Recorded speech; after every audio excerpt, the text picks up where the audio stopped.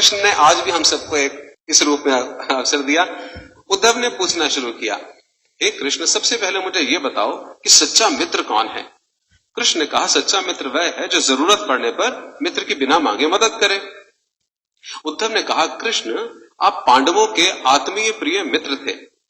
आपाद बांधव के रूप में, यानी आपदा में, मुसीबत में सहायता करने वाले के रूप में उन्होंने आप पर सदा पूरा भरोसा किया। कृष्ण, आप महाज्ञानी हैं, आप भूत, वर्तमान और भविष्य के ज्ञाता हो, किंतु आपने सच्चे मित्र की जो परिभाषा दी, आपको लगता नहीं कि आपने उस परिभाषा के अनुसार कार्य नहीं किया? आपने धर्मराज युधिष्ठिर को द्यूत क्रीड़ा यानी जुआ खेलने से क्यों नहीं रोका? ठीक है, आपने उन्हें नहीं रोका, लेकिन आपने भाग्य को भी धर्मराज के पक्ष में नहीं मोड़ा। आप चाहते तो युधिष्ठिर जीत भी सकते थे।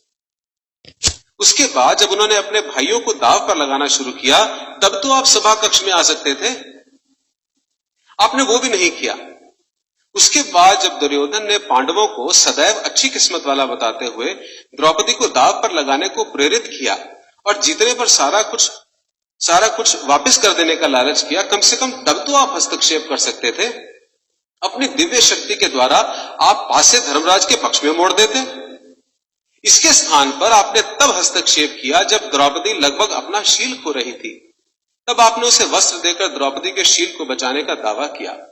लेकिन आप ये दावा भी कैसे कर सकते हैं कृष्ण? उसे एक आदमी घसीटकर हॉल में लाता है और इतने सारे लोगों के सामने निर्वस्त्र करने के लिए छोड़ देता है। ऐसे में एक महिला का शील क्या बचा? आपने क्या बचाया कृष्ण? अगर आपने संकट के समय में अपनों की मदद नहीं की तो आपको आपात बांधव कैसे कहा जा सकता है? आपने संकट के समय में मदद नहीं की तो क्या फायदा? क्या यही धर्म है? इन प्रश्नों को पूछते हुए उद्धव का गला रूंध गया और उसकी आंखों से आंसू बहने लगे। हंसते हुए भगवान कृष्ण बोले, प्रिय उद्धव, ये सृष्टि का नियम है कि विवेकवान ही जीतता है। उस समय दुर्योधन के पास विवेक था, इसलिए वो जीता, धर्मराज के पास नहीं था। यही कारण था कि धर्मराज पराजित हुए। उद्धव हैरान हुआ और उद्धव को हैरान देखकर कृष्ण आगे बोले, दुर्योधन के पास जुआ खेलने के लिए पैसा और धन तो बहुत था, लेकिन उसके पास 500 का खेल उसे नहीं खेलना आता था। इसलिए उसने अपने मामा शकुनी को द्यूत क्रीड़ा के लिए प्रयोग किया, जुए के लिए उपयोग किया। यही विवेक है। धर्मराज भी इसी प्रकार सोच सकते थे और अपने चचेरे भाई से पेशकश कर सकते थे कि उनकी तरफ से मैं खेलूंगा। जरा सोच कर देखो, अगर शकुनी और मैं खेलते तो कौन जीतता? पासे के अंक उसके अनुसार आते या मेरे अनुसार आते? चलो इस बात को जाने दो, उन्होंने मुझे खेल में शामिल नहीं किया, इस बात के लिए उन्हें माफ किया जा सकता है। लेकिन उन्होंने विवेक शून्यता से एक और बड़ी गलती की। उन्होंने मुझे प्रार्थना में बांध लिया। उन्होंने मुझसे प्रार्थना की कि मैं तब तक सभा कक्ष में ना आऊं जब तक मुझे बुलाया ना जाए, क्योंकि वे अपने दुर्भाग्य का खेल मुझसे छुपकर खेलना चाहते थे।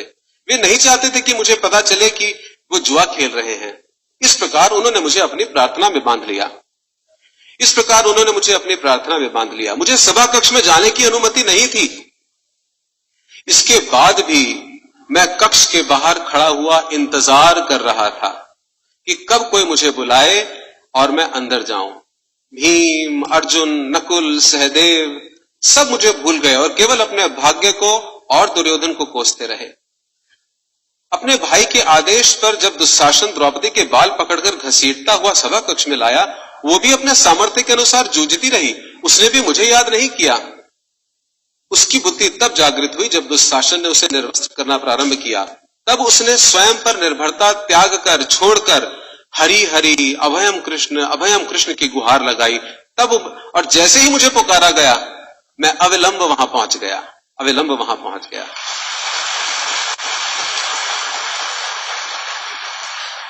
अब बताओ इसमें मेरी गलती क्या है? उद्धव बोले, कान्हा, आपका स्पष्टीकरण प्रभावशाली अवश्य है, किंतु मेरी पूर्ण संतुष्टि नहीं हुई, जैसे हमारी नहीं होती। क्या मैं एक और प्रश्न पूछ सकता हूं? कृष्ण की अनुमति से उद्धव ने पूछा, इसका अर्थ यह हुआ आप तभी आओगे जब आपको बुलाया जाएगा? क्या संकट से घिरे अपने भक्त की मदद करना आपका कर्तव्य नहीं, आपको स्वतः नहीं आना चाहिए? कृष्ण मुस्कुराए और सुनिए, देखिए अब सिद्धांत आ रहा है। कृष्ण मुस्कुराए और कहने लगे, उद्धव, इस सृष्टि में हर एक का जीवन उसके स्वयं के कर्मफल के आधार पर संचालित होता है। ना तो मैं इसे चलाता हूं और ना ही इसमें हस्तक्षेप करता हूं। मैं केवल एक साक्षी हूं। मैं सदैव तुम्हारे नजदीक रहकर जो हो रहा है उसे देखता हूं। यही ईश्वर का धर्म है। वाह वाह, बड़ा अच्छा कृष्ण, बहुत अच्छा।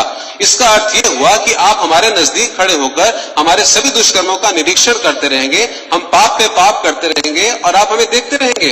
आप क्या चाहते हैं कि हम भूल करें, पाप की गठरी बांधते रहें और फल भुगतते रहें? ये सब किसने कहा? उद्धव ने। कृष्ण बोले, उद्धव, तुम शब्दों के गहरे अर्थ को समझो। जब तुम समझकर अनुभव कर लोगे कि मैं तुम्हारे नजदीक साक्षी के रूप में हर पल हूं, तो क्या तुम कुछ भी गलत कर पाओगे?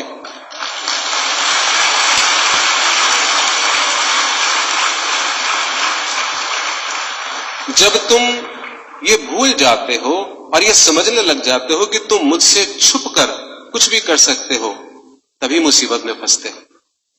धर्मराज का ये अज्ञान था कि उसने माना कि वो मेरी जानकारी के बिना जुआ खेल सकता है। अगर उसने ये समझ लिया होता कि मैं प्रत्येक के साथ हर समय साक्षी के रूप में उपस्थित हूं, तो खेल का कुछ और रूप होता। भक्ति से अभिभूत उद्धव मंत्र मुग्ध हो गए और बोले, प्रभु, कितना गहरा दर्शन आपने दिया, कितना महान सत्य है। प्रार्थना, पूजा पाठ तो और ईश्वर को अपनी मदद के लिए बुलाना, ये हमारी भावना और विश्वास है। जैसे ही हम ये विश्वास करना शुरू करते हैं कि ईश्वर के बिना पत्ता भी नहीं हिल सकता, हमें साक्षी के रूप में उनकी उपस्थिति महसूस होने लग जाती है। गड़बड़ केवल तभी होती है जब हम इसे भूलकर दुनियादारी में डूब जाते हैं।